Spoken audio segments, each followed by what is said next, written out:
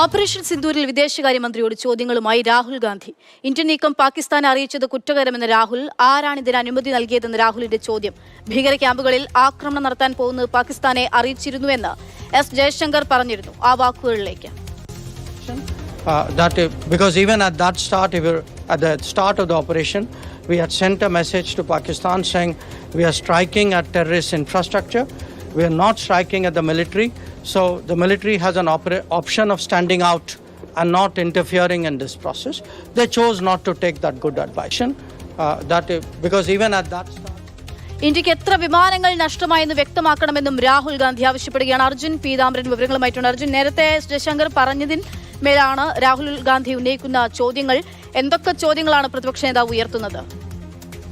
അക്ഷയ, രണ്ട് കാര്യങ്ങൾ പ്രധാനമായിട്ടും പ്രതിപക്ഷ നേതാവ് രാഹുൽ ഗാന്ധി ഉയർത്തുന്നു. ഒന്ന്, ആര് പറഞ്ഞിട്ടാണ് ഇത്തരത്തിൽ പാകിസ്ഥാന് ഈ വിവരം നൽകിയത്, അതായത് ഇന്ത്യ ഭീകരവാദ കേന്ദ്രങ്ങളിൽ അറ്റാക്ക് നടത്താൻ പോകുന്നു, ആക്രമിക്കാൻ പോകുന്നു എന്നുള്ളത്. രണ്ടാമത്തേത്, അങ്ങനെ പറഞ്ഞതുകൊണ്ട് പാകിസ്ഥാന്റെ പ്രത്യാക്രമണത്തിൽ ഇന്ത്യക്ക് എത്ര യുദ്ധവിമാനങ്ങൾ, പോർ വിമാനങ്ങൾ നഷ്ടമായി എന്നുള്ള രണ്ട് ചോദ്യമായിരുന്നു രാഹുൽ ഗാന്ധി ചോദിച്ചത്. അത് ചോദിക്കാൻ കാരണം ഈ വിദേശകാര്യമന്ത്രി എസ് ജയശങ്കറിന്റെ പ്രസ്താവനയായിരുന്നു. അതായത് ഈ ആക്രമണത്തിന് മുൻപായിട്ട്, ഓപ്പറേഷൻ സിന്ദൂറിന് മുൻപായി പാകിസ്ഥാനെ വിളിച്ച് ഈ സന്ദേശം നൽകി. അതായത് ഞങ്ങൾ ഭീകരവാദ കേന്ദ്രങ്ങൾ ആക്രമിക്കുന്നു, പക്ഷേ സൈന്യം ഈ കാര്യത്തിൽ ഇടപെടരുത്. അതായത് സൈന്യം ഇടപെട്ട് കഴിഞ്ഞാൽ ഇന്ത്യക്ക് കൂടുതൽ നടപടികളിലേക്ക് കടക്കേണ്ടി വരുമെന്നുള്ള തരത്തിലൊരു സന്ദേശമാണ് അവിടെ വിദേശകാര്യമന്ത്രി ഉദ്ദേശിച്ചത് എന്നുള്ള തരത്തിലാണ് ഇപ്പോൾ പ്രചരിക്കുന്ന കാര്യം. എന്തായാലും ഇതിന് പിന്നാലെ വിദേശകാര്യ മന്ത്രാലയം തന്നെ ഒരു വിശദീകരണം പുറത്തിറക്കുന്നു. അതായത് വിദേശകാര്യമന്ത്രിയുടെ വാക്കുകൾ അത് തെറ്റായി വ്യാഖ്യാനിക്കപ്പെട്ടു എന്നുള്ള കാര്യമാണ്.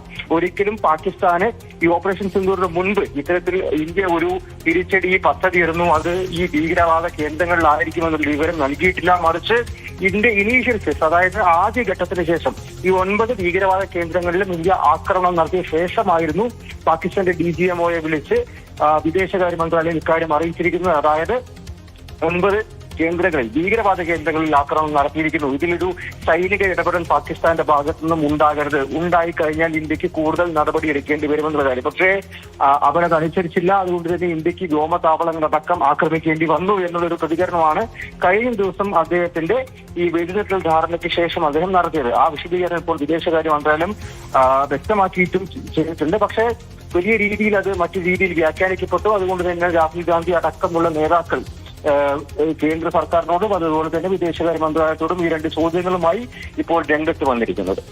ശരി, അർജുനാണ് വിവരങ്ങൾ നൽകിയത്.